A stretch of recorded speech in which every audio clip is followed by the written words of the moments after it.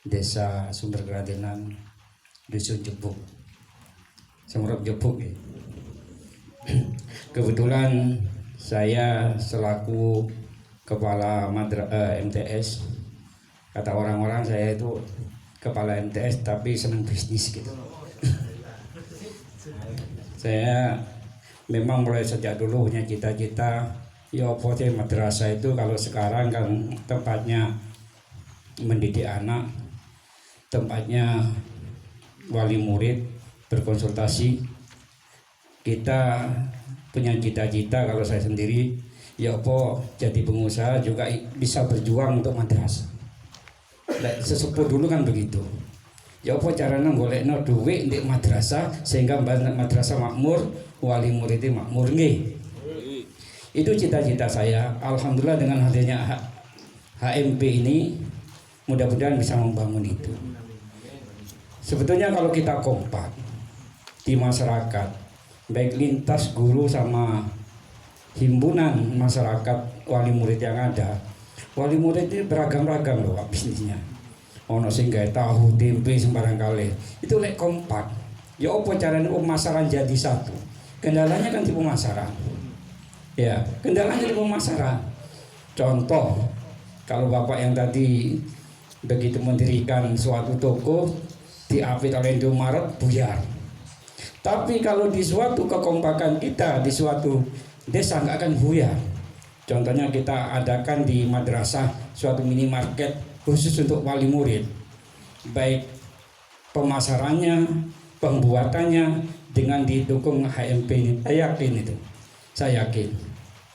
Karena saya sendiri sebagai guru itu kesulitan, sehingga saya itu sekarang bisnisnya agak keluar, kayak seleb daging.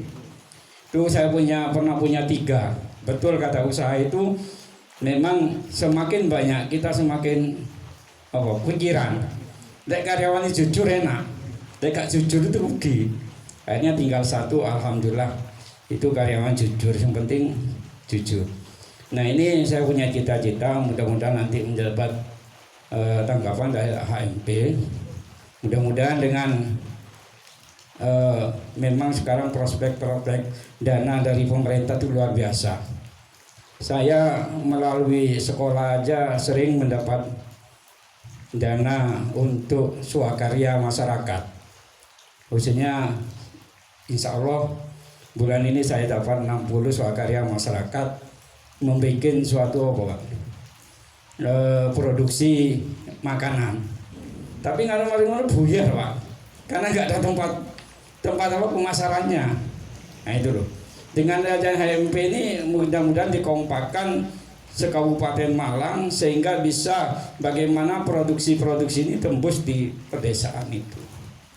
Ya, singkat saja yang saya inginkan. Jadi gini singkatnya, saya inginkan dengan usaha ini marilah kita buka dengan zikir, dengan doa, dengan membantu para asatid, ustadz itu. Saya yakin dengan niat kita ini akan bisa bergerak. Contoh, saya itu punya cita-cita mulai tahun kemarin ingin mengadakan, saya pernah cerita ya, untuk air bersih itu apa Pak namanya? Kalau di kampung-kampung itu ada itu apa?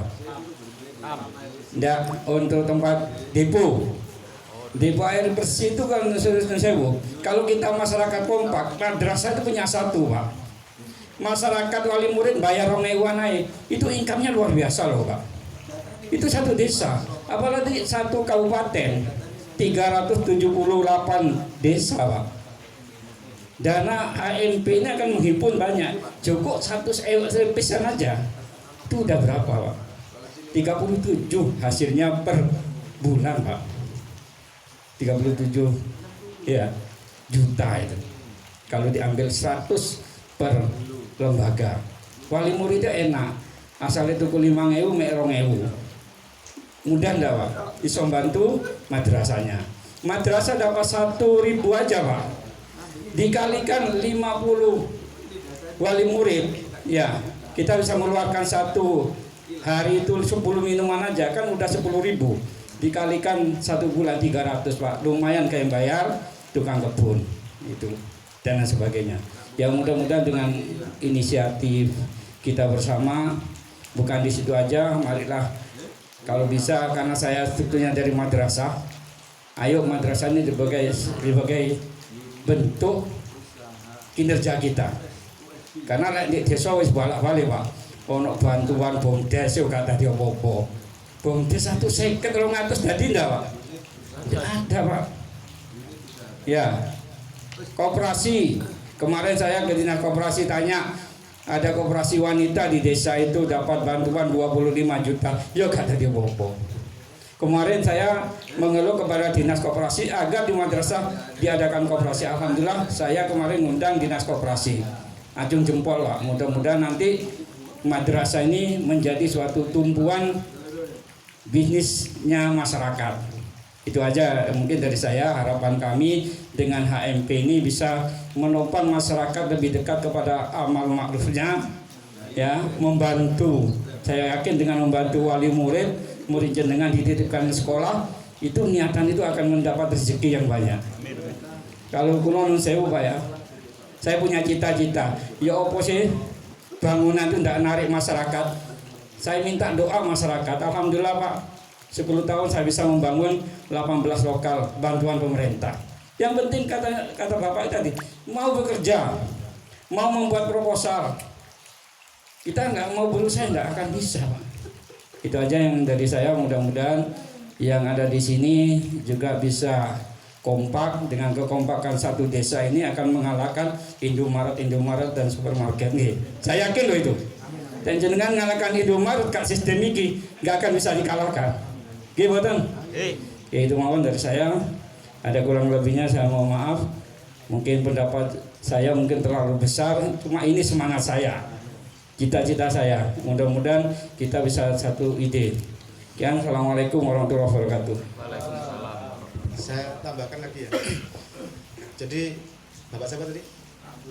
Pak Abdul Qairi tadi banyak persoalan pada masyarakat kita, betul ya? Saya ada pengalaman sedikit. Jadi teman-teman itu kalau membuka usaha ada teknis pengalaman saya. Dimulai semua harus dilakukan dengan cara ganjil. Kalau enggak 1, 3, 5, 7, 9, 11, 13 terus dan seterusnya. Artinya kenapa demikian? Jadi kalau udah mau menjadi pengusaha harus punya rekrutmen sumber daya karyawan minimal 3. Tim finance, tim produk, tim market. Itu pengalaman saya. Kalau bapak-bapak tidak berani mengambil risiko dengan memiliki 3 karyawan, jangan harap mau bangkit. Itu pengalaman saya. Rata-rata yang dari saya alami, usaha saya itu kalau saya punya tim manajemen 3, penghasilan saya paling banyak per bulan 15 juta. Artinya apa? Ternyata hasil usaha kita tuh hampir sama dengan berapa jumlah tim manajemen kita. Itu pengalaman saya. Jadi artinya hukum ekonomi tidak berlaku dalam berbisnis. Kalau hukum ekonomi mengambil bermodal sekecil-kecilnya, untung sebesar-besarnya, tidak bisa. Dari pengalaman saya tidak bisa. Kita harus berbagi. Yang menjalankan dengan yang punya uang ini harus berbagi. Kalau tidak, kita tidak akan berhasil. Contoh, biasanya rata-rata teman-teman di daerah itu kalau gaji karyawan itu di bawah UMK, bener nggak? Bener ya? Nah, itu tidak tepat, itu tidak boleh. Pengalaman saya, karyawan kita harus kasih layak dan standar. Kenapa demikian? Ini akan membuat mindset para karyawan kita akan selisih. Misalkan saya kasih contoh, kalau di tempat kita gaji 1,5 juta, di Indomaret gajinya 3 juta. Apakah karyawan kita akan serius? Serius nggak kira-kira? Nggak mungkin serius. Nah jadi tadi teman-teman bapak tadi ngomong market ya, market harus dibangun. Nggak usah mikir market, Allah maha tahu lah. Kalau kita punya karyawan 3, kita akan dipertemukan dengan orang-orang. Saya juga bukan ahli marketing, tapi saya mempekerjakan marketing. Di tempat saya tuh marketing yang cuma kerjanya di depan komputer, telepon-telepon, ada 18 orang Pak. Cuma kerjanya untuk ngarep komputer, telepon-telepon, itu marketing. Gajinya dari mana mereka? Ya Allah maha tahu, karena marketing itu adalah ujung tombak dari segala berwirausaha. Marketing ujung tombak. Kalau tim manajemen kita ada 10, paling tidak tim marketingnya minimal 5. atau 7 minimal, itu minimal karena marketing ujung tombak memang sulit memang marketing.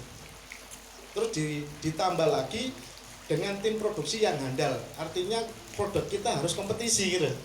Kalau produk kita nggak kompetisi, marketingnya pinter, ya nggak laku betul. Banyak orang yang berbisnis dengan cara jual harga murah agar laku, tidak demikian. Bukan tidak serta-merta, bukan tidak mungkin harganya mahal tapi laku. Ada nggak kayak gitu kira-kira? Ada ya? Itulah bisnis, bahwa bisnis itu tidak serta-merta murah mesti laku, kadang yang mahal pun laku. Nah ini salah satu contoh pengalaman dari saya Pak, pengalaman. Makanya teman-teman kan, saya juga mendengar di daerah Blitar, Kediri, Madiun, Pak market saya. Kalau nggak market, Venen Pak, Venen lah itu. Ternyata rata-rata memang teman-teman itu ahli produksi Pak, gitu loh Pak. Ahli produksi rata-rata. Lah perlu ada. Loh, iya ada kan, makanya bisnis itu ada 3 persoalan. PR kita ada 3, finance, produk, dan market. Jadi itu tadi saya ngomong ya. Produknya banyak. Nah, ini banyak teman-teman ini banyak yang ahli produksi. Oleh karena itu, makanya saya tadi ngomong harus segera usaha teman-teman dinaikkan kelasnya. Harus mindsetnya dinaikkan kelas mindsetnya. Kalau kita tidak memiliki teamwork 3 orang ini, sulit berkembang. Itu pengalaman saya. Jadi pertama saya itu dulu juga 3 orang itu terseok-seok sampai saya itu nggak bayaran loh Pak. Wes nggak mikir awake dhewe. Ya apa carane karyawan ini tetap gajian, tetap eksis, tetap gitu. Terus yang kedua, saya punya pola teman-teman karyawan ini harus digaji layak, artinya standar minimal. Kalau hari ini ada UMK lah kira-kira begitu ya, itu minimal. Itu karena akan memacu teman-teman agar karyawannya itu berpikir all out di perusahaan kita. Sama juga petani juga sama. Kira-kira kalau nanti jadi peternak atau jadi petani itu harus benar-benar all out lah kira-kira begitulah. Makanya kalau yang model kerjasama dengan peternak di daerah, yos itu untuk berbagi hasil, ojo seraka-seraka, biar mereka yang di bawah serius, yang di atas sih nggak usah banyak. Itu mungkin yang bisa saya tambahkan terkait market Pak. Ya, mudah-mudahan itu juga bisa menjadi masukan. Itu hanya pengalaman saya, jadi bukan saya menggurui, bukan Pak. Ini cuma dari pengalaman saya, kira-kira begitu. Oke, terima kasih. Ini mungkin ada lagi mungkin dari yang ingin didiskusikan dan ditanyakan mungkin. Ustaz Selamat mungkin dari PAJ Wajak mungkin. Mumpung tuan rumah. Pajak anggota di beberapa desa ya mohon dibantu